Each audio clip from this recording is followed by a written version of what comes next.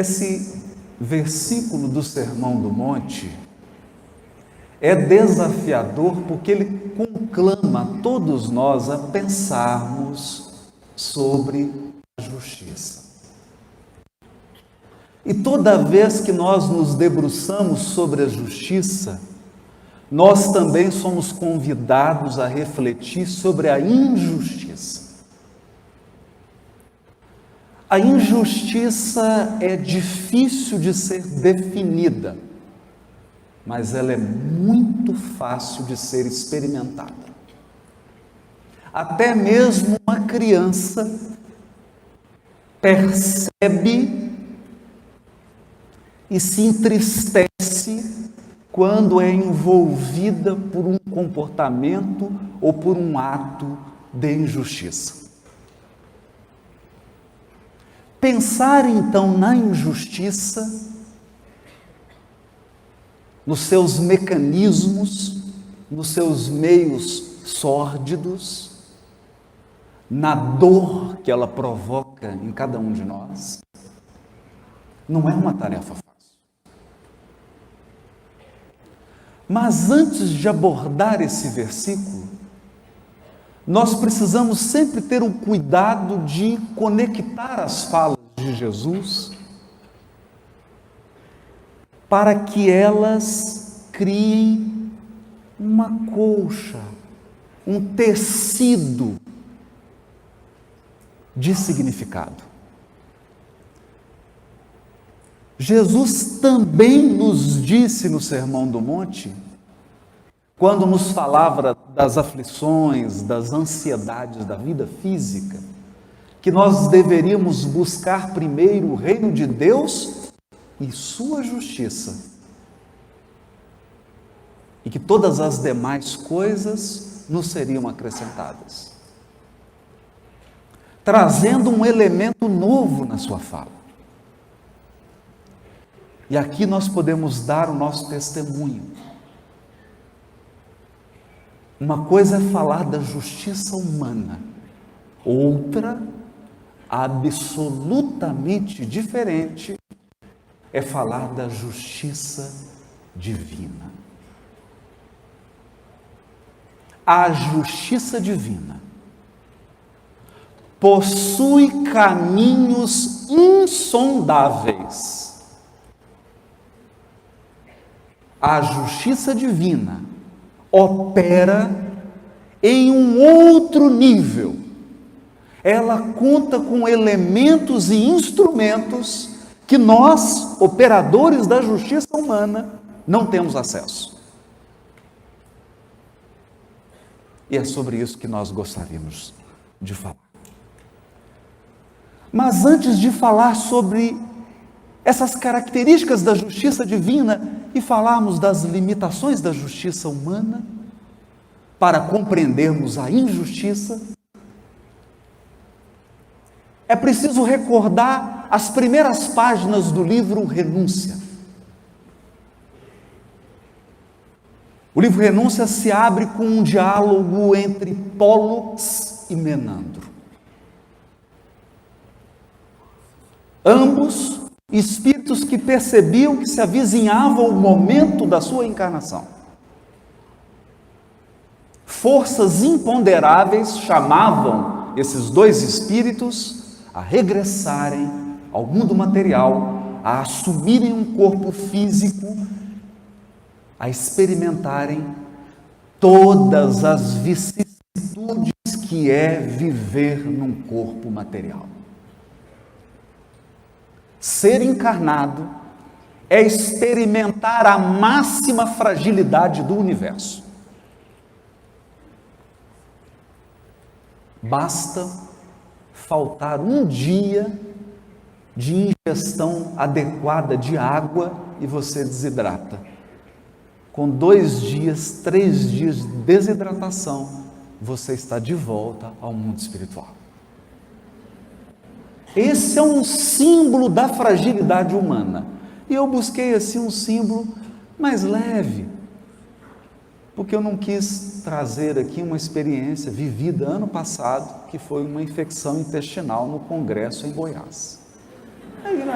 Aí é uma imagem assim mais desagradável. Eu prefiro ficar com a da desidratação. Mas estar encarnado é experimentar a suprema fragilidade. Esses espíritos, então, tiveram medo. Medo. Deu aquele frio na espinha do perispírito.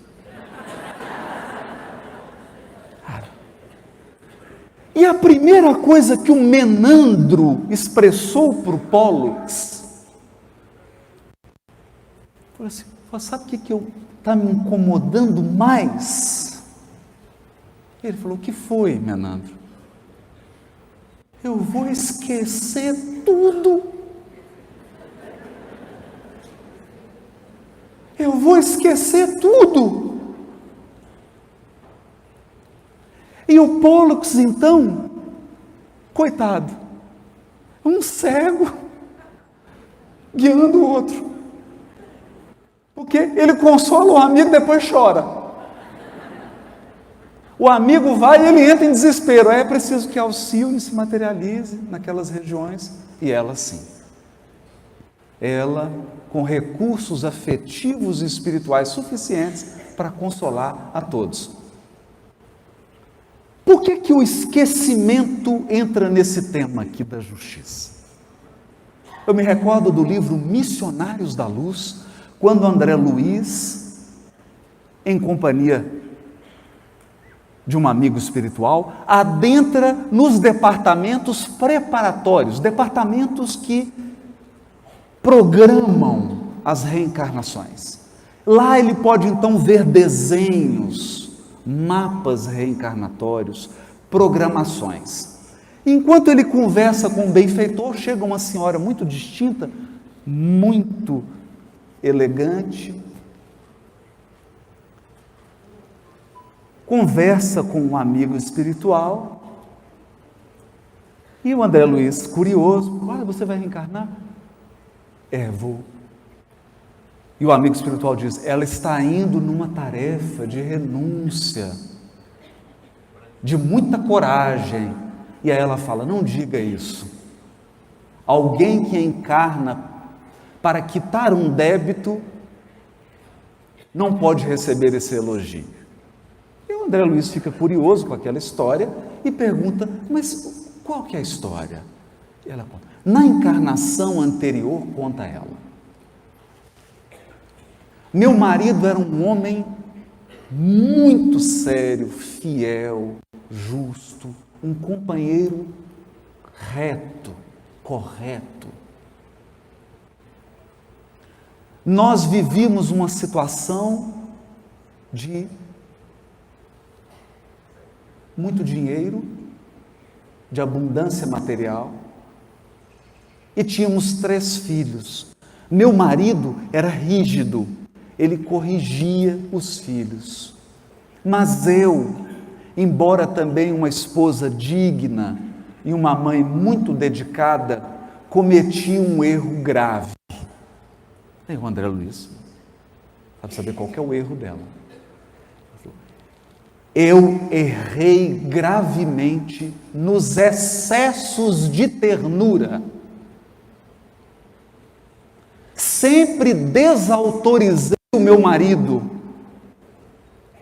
E por conta disso, meus 3 filhos, 2 filhos homem e uma moça, se perderam completamente e adentraram em situações gravíssimas do ponto de vista espiritual por conta do meu excesso de ternura. Já deu para entender. Já deu para entender. É aquela mãe que acredita que o amor é nunca dizer não. Então, ela fala, agora eu regresso e receberei os 3 filhos. E aí ela começa a contar. Gente, nessa hora eu tive que parar para tomar uma água. Eu fiquei um pouco assustado. Aí eu lembrei que eu estava encarnado. Então, me deu um susto. ela disse assim: eu vou voltar, vou receber os 3 filhos de novo. 2, um vai vir paralítico e o outro com problemas mentais.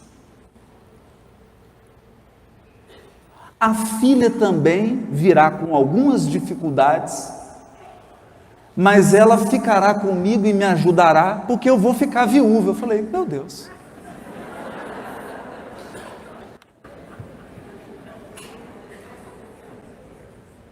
Eu confesso que eu marquei o livro, fechei, fiquei uma semana, não tive coragem de voltar a ler. Quando foi agora, faltando 2 dias, que eu tomei coragem, porque precisava fazer essa palestra, tomei coragem de ler de novo a história. Porque o que está implicado aqui? Você está no mundo espiritual e faz uma programação. Mas acontece, meus amigos, minhas amigas, que quando você esquece que você vai ficar viúva. Você esquece. E aí, quando as coisas acontecem na sua vida, quando as circunstâncias chegam, você não sabe que sabe.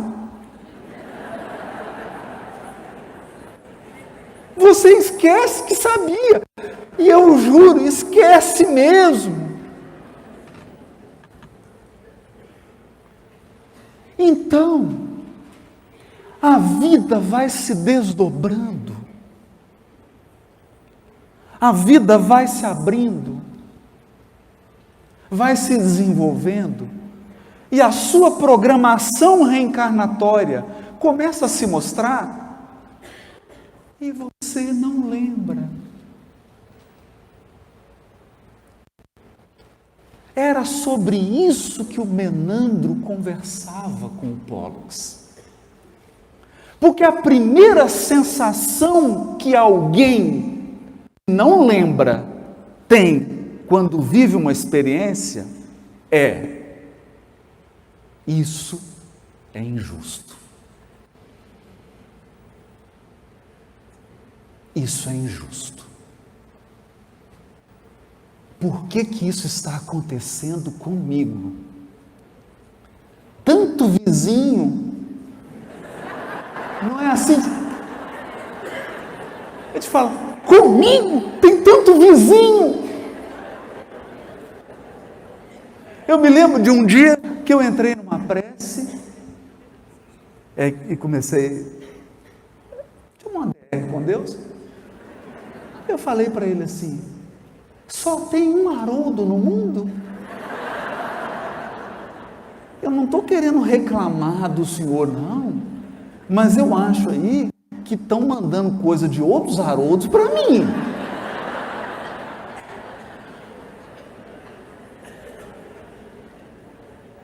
Eu não quero ser rebelde, eu só queria dizer que eu sou o Haroldo Dutra Dias. Então a gente fica perplexo. Perplexo. E esse é um dos mecanismos da justiça divina. Por quê? Você fala, nossa, Haroldo, então Deus é masoquista. Isso é uma tortura. Não. Não.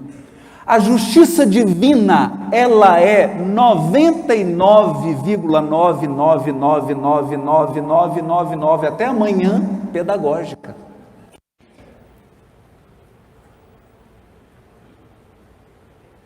A justiça divina é pedagógica. E acredite, sem o esquecimento, o aprendizado poderia não ocorrer. Poderia não ocorrer. Querem ver? Casal jovem, ela com 25, ele com 26, arrumam a casinha, preparam o quarto, o bercinho, tudo bonitinho, não é? Fala assim, e aí, amor? Estou grávida. Como é que vai chamar? Vai chamar João, vai chamar Pedro. Quem é o João? O João é o Antônio que você assassinou há 60 anos atrás, porque você era sócio dele, bem. E aí a sociedade começou a ganhar muito dinheiro e você ficou assim ambicioso. Aí você roubou tudo dele, e eu era a esposa dele, você me roubou também dele. E depois ele não gostou muito, e aí você deu um tiro nele, né, amor? Então agora ele está vindo, vai ser nosso filhinho.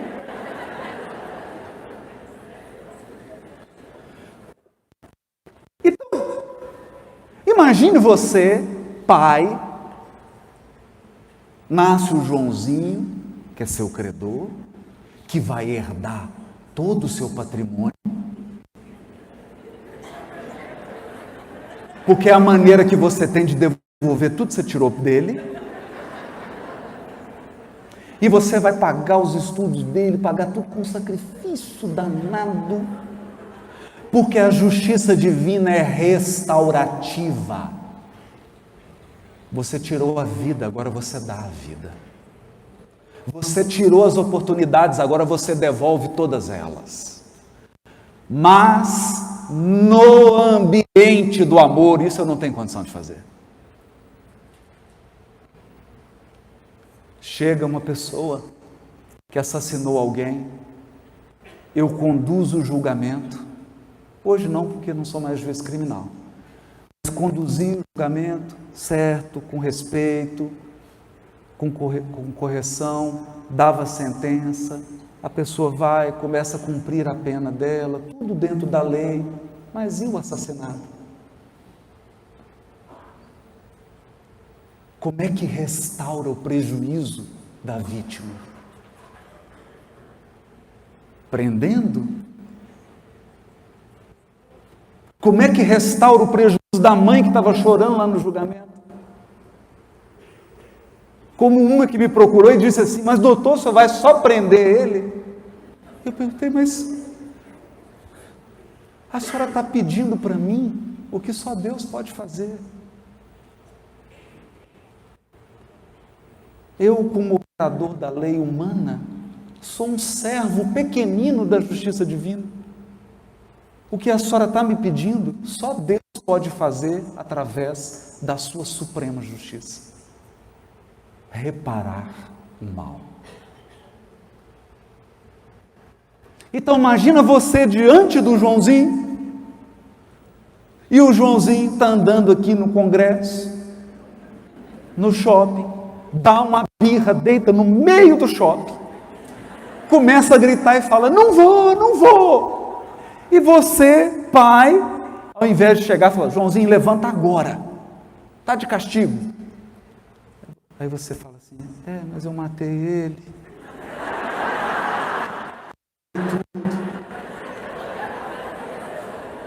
Causei prejuízo. Ô Joãozinho, pode fazer pirraça. Você não teria dignidade para resgatar. A justiça divina nos dá dignidade para resgatar. Dignidade para resgatar.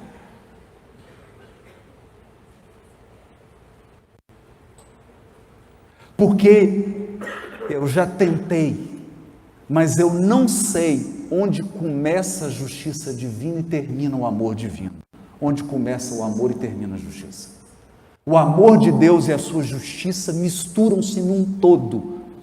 É como você pegar o ovo, a farinha, uma pitada de sal, o açúcar, misturar tudo, depois separa. Experimenta fazer isso. Quebra os ovos, mistura a farinha de trigo, põe uma pitadinha de sal, coloca o açúcar, mistura tudo, bate no liquidificador, depois eu quero que você separa de novo o ovo, a farinha. Não tem jeito. A justiça e o amor de Deus estão misturados como numa massa de bolo.